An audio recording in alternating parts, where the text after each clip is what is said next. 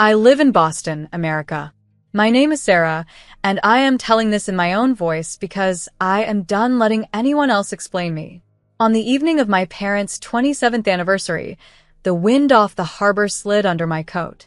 Through the restaurant's tall windows, candlelight lifted across glassware, and sparklers curled like silver thread. I had missed the song and the first toast. I put my hand on the brass handle and promised myself, be polite, not pliable. Inside, the room glowed warm, light that softens faces, but not prices. I walked past framed sailboats and found the long table, where silver balloons shaped like a 2 and a 7 tugged at their ribbons. My mother, Linda, reached toward me as if conducting an entrance. She kept her smile wide for the table and squeezed my fingers for show, then pressed a folded slip of paper into my palm. My father, Robert, lifted his glass a half-inch, as if toasting the word finally. My sister, Chloe, sat with one ankle hooked over her knee, phone tilted to catch the flattering light. 2 neighbors from Providence had come for the party. They clapped when I slid into my chair.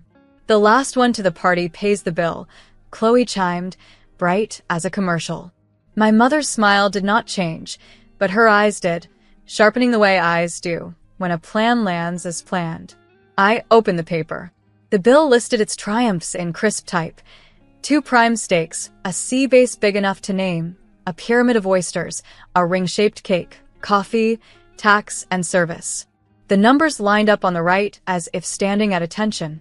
At the bottom, the total did not blush. $2,900. My mouth went dry. That morning, I had paid rent, the electric bill, and my student loan, each click a promise to my future self. I thought of the oil bill waiting at home, the coat zipper that stuck, and the 3 simple meals I had planned for the week. My mother's hand hovered, palm up, as if waiting for a wallet to appear out of the air. Chloe leaned closer, perfume sweet and sharp. "You're just our ATM," she said, as if repeating a family nickname. Polite laughter skimmed the table. I did not laugh. The word ATM rang, metallic and hollow. I remembered other folded papers and the same bright smile. The roof repair for the old house in Providence, $4, $600 on my card. The television rescued when no interest turned into fire. The dental emergency. The weekend in New York renamed a reset. The rental car that had to be returned full of gas and excuses.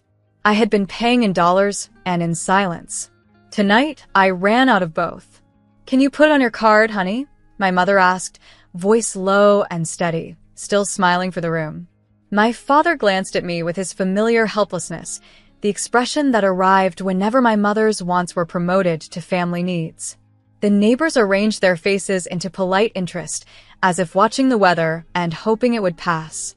I pressed my thumb to the fold and felt the grit of paper. I thought about the map of America pinned inside my kitchen cabinet, the train lines I wanted to ride, the cities I meant to visit when I stopped bleeding out on duties I never chose. I wanted America to be mine and Europe to remain a choice. "Not this time," I said.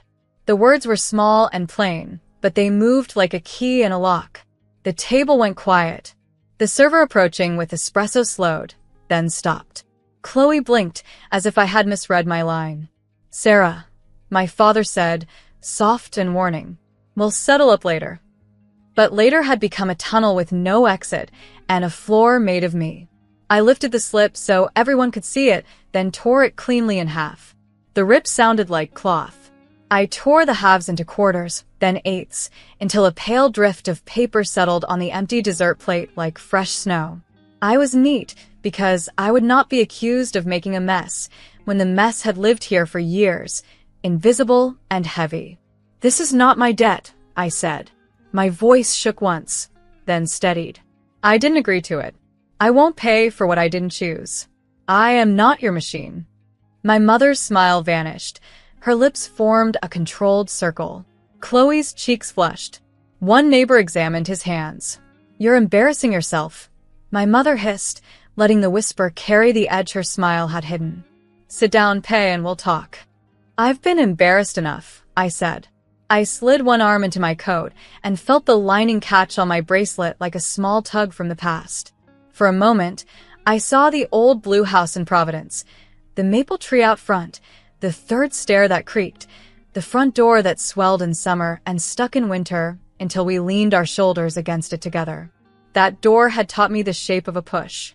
I thought about Europe, still a postcard on the inside of my mind, and how I might go one day, but how my life was here in America and how the first trip I owed myself was simply from habit to honesty. My chair scraped the floor as I stood. I wanted to say something graceful that would let them keep their dignity, but I was fresh out of favors. "Good night," I said. Figured out together. The server stepped aside with visible relief, as if I had lifted a tray from her hands. Outside, the wind met me like cold water, then clean. I stood a moment and listened to tires hiss and gull cry, the tide tapping its knuckles against wood.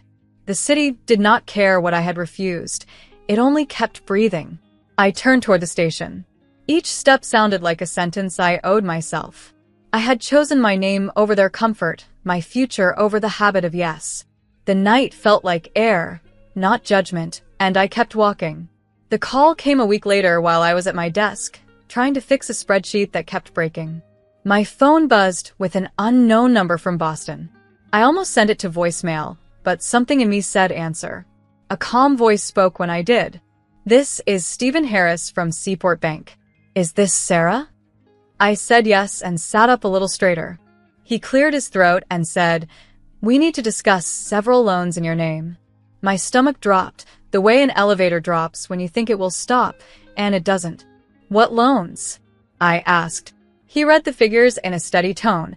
A $38,000 personal loan, a $12,500 credit line, and a $9,200 store card. All opened within the last 6 months, he added, as if listing items in a tidy box. None of them was mine. I could hear my own breath in the quiet that followed. I told Stephen there had to be a mistake. He did not sound shocked, only careful. "If it's not you," he said, "you should come in with your ID so we can review the files." He gave me a time that day. I told my manager, Henry, that I had to step out for something urgent. He looked at my face and did not ask for more. On the walk to the branch, I kept replaying his words. I tried to think of some mix-up, a number typed wrong, a card cloned for a tank of gas. But the numbers were too big, and there were 3 accounts, not one. The air felt thin. I told myself to focus on what I could do next. In America, paper speaks. If the paper was wrong, I would show it. The Seaport Bank branch smelled like lemon cleaner and printed forms. Stephen Harris met me in the lobby. He was tall, in a navy suit that had seen many long days. We shook hands and sat at a desk behind a glass wall. He pulled up my file and then slid a stack of copies toward me. "These are the applications," he said. I saw my name. I saw my address. I saw a signature that tried to be mine and failed. My real signature has a quick hook on the end and a clean line at the end. This one sagged, as if it did not know where to stop. There were photocopies of an ID that looked like mine at a glance, but did not stand up to a second look. The photo was older. The font was off. Stephen watched me study the pages. "You're sure this isn't you?" he said. "I'm sure," I said, and I heard my voice steady itself. We went line by line. The personal loan had gone to an account that shared my last name but was not mine. The credit line had paid a medical bill I had never seen. The store card had shipped a giant television and a fancy sound system to my parents' house in Providence, the same gray house where I once counted the maple leaves on late summer days. There were delivery notes and a signed receipt with my name. The strokes were slow, careful, wrong. "We can flag this as suspected fraud," Stephen said. "But you should also file a police report and freeze your credit. It will help when we reverse charges and when this goes to court." He printed an internal memo that said, "Customer reports identity theft, signatures inconsistent, documents appear altered." It felt like reading a report on a stranger who lived inside my name. When I stepped back onto the sidewalk, the sky was the dull white you get before rain. I called the non-emergency police line and asked what to do. They told me to come by the station with the papers and my ID. I went, I waited, and I spoke to Officer Blake, who had kind eyes and a tired pen. He took notes and gave me a case number. "Keep every paper," he said, and give copies to your bank and your lawyer." "I will," I said, though I did not have a lawyer yet. I stood near the vending machine to call the credit bureaus and put a freeze on my file. The hold music played and played, but I stayed on because this was what owning my name looked like now. Time, forms, and a steady voice that did not shake. That night, I sat at the small table in my South Boston apartment and laid the papers out like a map. The numbers glared up at me. I wrote the amounts on sticky notes. $38,000, $12,500, $9,200. I wrote the dates. I wrote Providence House next to the store card. Then I looked up a lawyer. I chose a woman whose reviews used words like clear and firm. Her name was Ava Morales. When she answered, her voice matched the reviews. I told her what had happened, from the call to the forms to the officer's case number. She listened without cutting in. Then she told me what we would do. "We will file a police report addendum with the documents," she said. "We will send dispute letters to the bank and the store.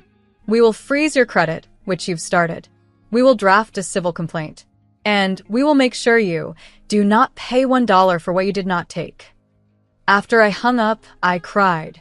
Not loud, not long, just a clean cry that tasted like salt and wakefulness. I washed my face and made tea.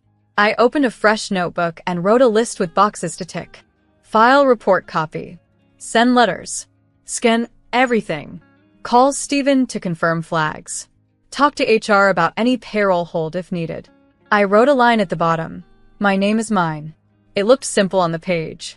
It felt like lifting a weight I had been taught to carry without question. I thought about the old rules at my parents' house. Keep the peace, be the helper, pay now, ask later. I had lived by those rules for years, and they had kept me small. Now I was learning new rules that belonged to me and to America too. Write it down, sign it right, push back when you must. Before sleep, I stood by the window and looked at the city lights. Boston was still busy, even late, even tired.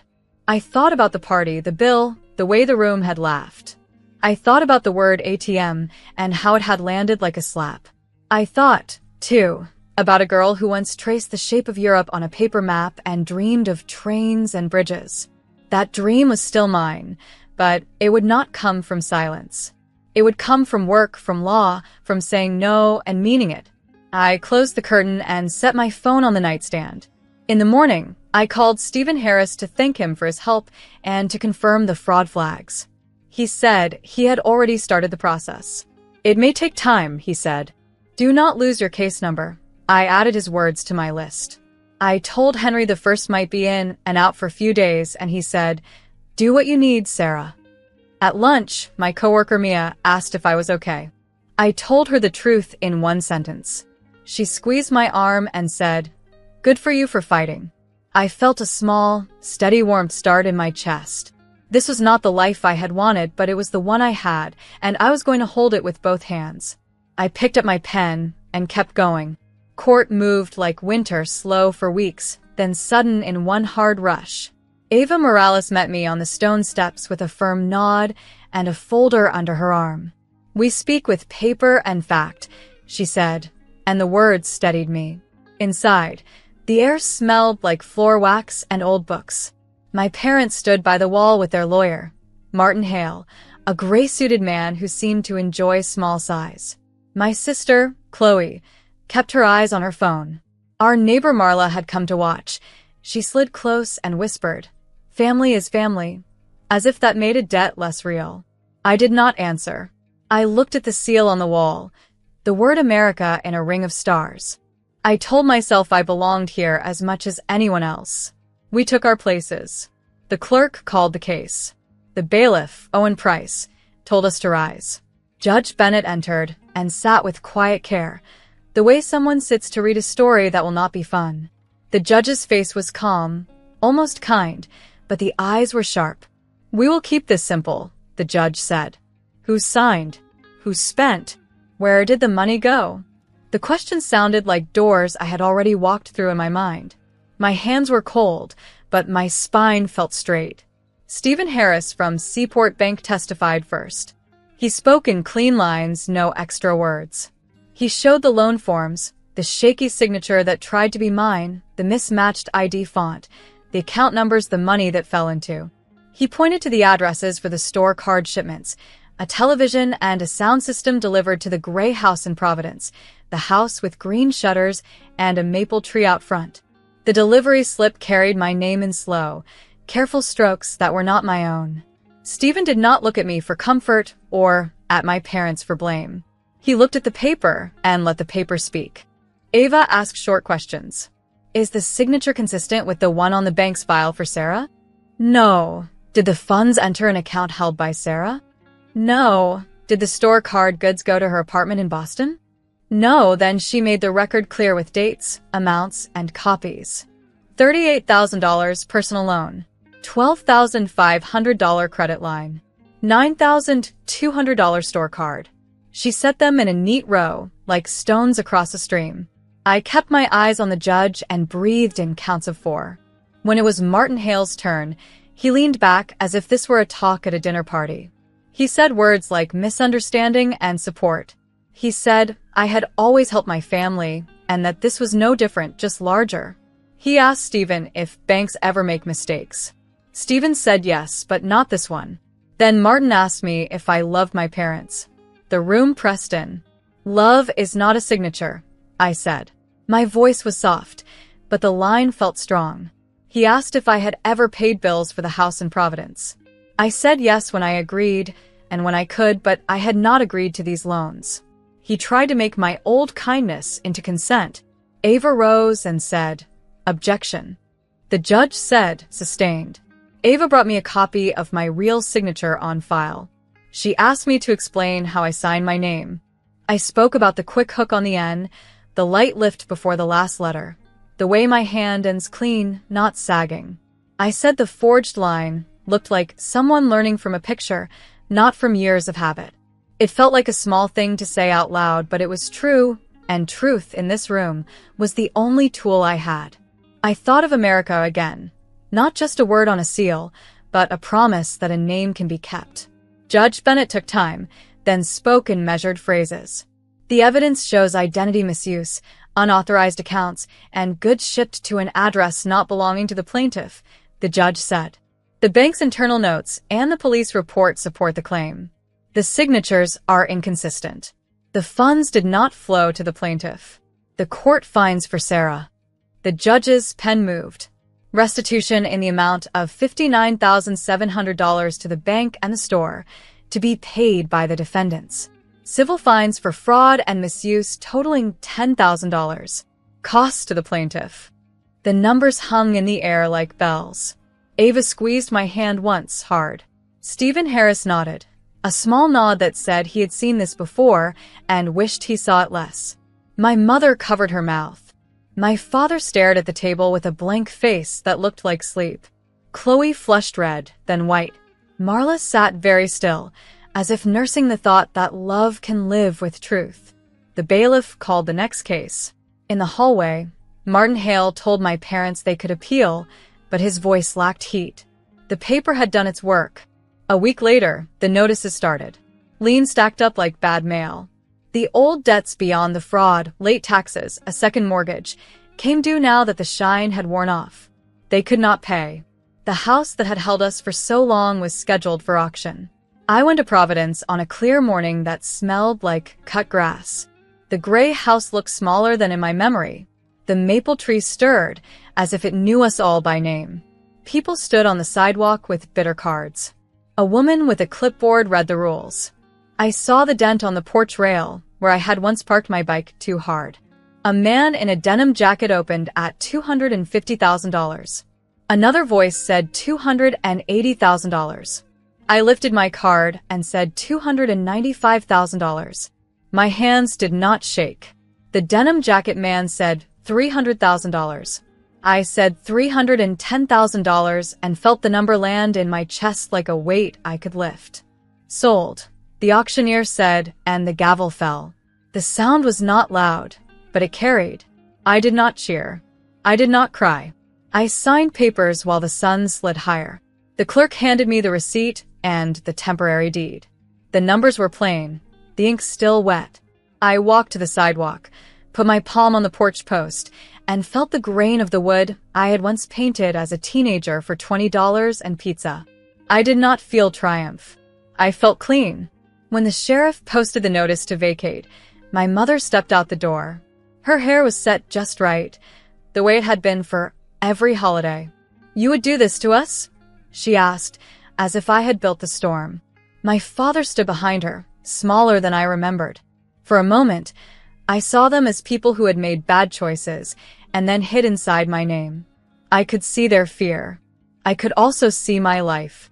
"You did this to me," I said. My voice was not loud. It did not shake. "I won't carry it anymore."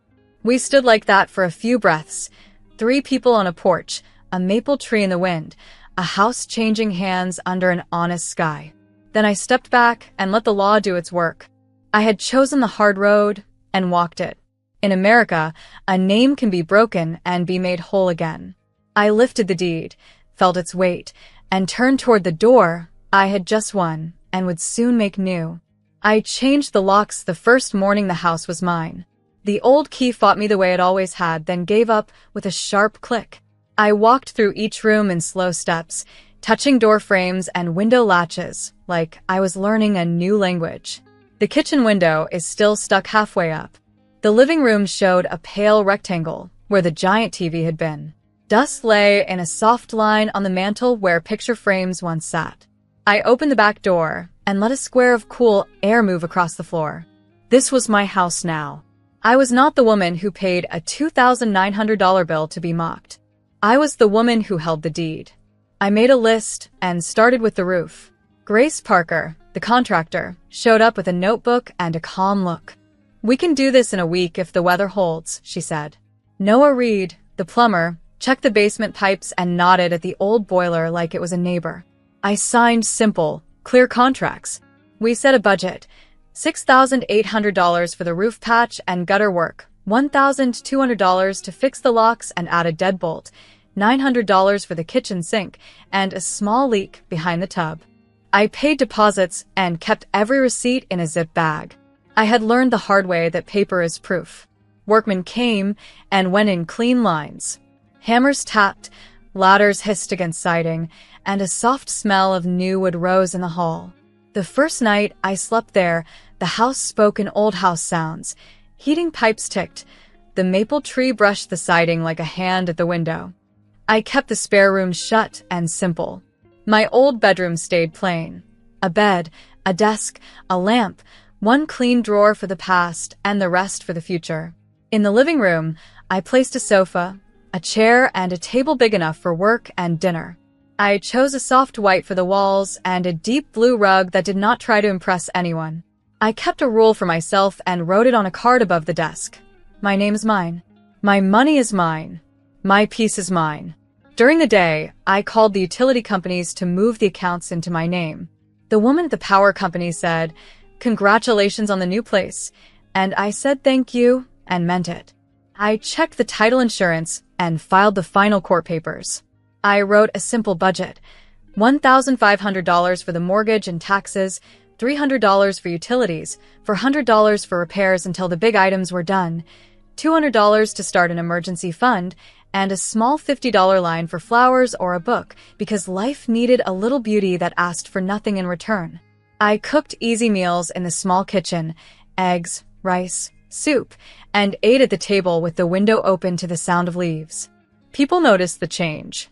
Ruth, the neighbor who had once given me lemonade when I was 8, waved from her porch and said the new paint made the shutters look young. The mail carrier, Jordan, learned my name fast and said he liked the maple shade in summer. On a Saturday, I dragged a box of old things into the yard. Faded cards, broken cords, a stack of bills with my name from years when I said yes too fast. I kept 2 photos, one of me on a bike, one of the house in winter. The rest went into a contractor bag, and I tied the plastic with a hard, simple knot. Cleaning felt like law and like mercy at the same time. My parents tried to call. The first time, I let it ring. The second time, I answered and spoke one line. Send all words in writing to my lawyer, Ava Morales. My mother said my name the way she used to say dinner is ready, as if I might come running. I did not. I wrote a short letter through Ava that said what I could offer. No contact beyond mail about legal matters, no money, no open door. It felt cold to write it. It felt warm to mail it. Some losses ask you to walk backward. I chose not to. I could miss the idea of a family and still guard my front step. Those two truths could live in one small chest without tearing it apart. On clear evenings, I drove to New York City and sat on a bench near the river. People moved like a strong tide, fast, bright, full of plans. I would watch the water and think about a girl who once traced train lines on a paper map of Europe and dreamed of bridges and stations. I might go one day, I told myself. When I do, I will pay with my own card and choose my own seat. Until then, my story is here, in America, in a gray house with green shutters and a maple tree that keeps its own steady time. I have work to do and a life to keep clean. The porch needed paint, so Grace and I chose a simple gray. We sanded the rail where my bike had left a dent years ago and filled the mark, not to pretend it never happened, but to make room for what comes next. Noah swapped the rattling kitchen faucet for a plain one that did not sing. I hung a small bell by the back door, the kind that rings once when you come in and once when you go out. I liked the sound. It made leaving and returning feel like choices I owned. Friends asked if I missed my family. I said I missed who I thought they were. That is different. On Sunday mornings, I brewed coffee and read the paper at the table while the light moved across the floor. I sent $100 to a local clinic fund each month and labeled it "Thank you for rules." I kept a folder for the case with tabs for bank letters, court orders, and the final receipts. At the back, I slid one photo of the auction day, the porch post under my palm, the sun on the steps, the look on my face that said I was done being someone's open wallet. That look helped on hard days. One night, I stood in the doorway between the hall and the living room and said the thing I had learned aloud, just to hear it. They took my name, I took it back. The words were simple. They were also true. The house held the sound, and then let it go. My life did not need grand gestures.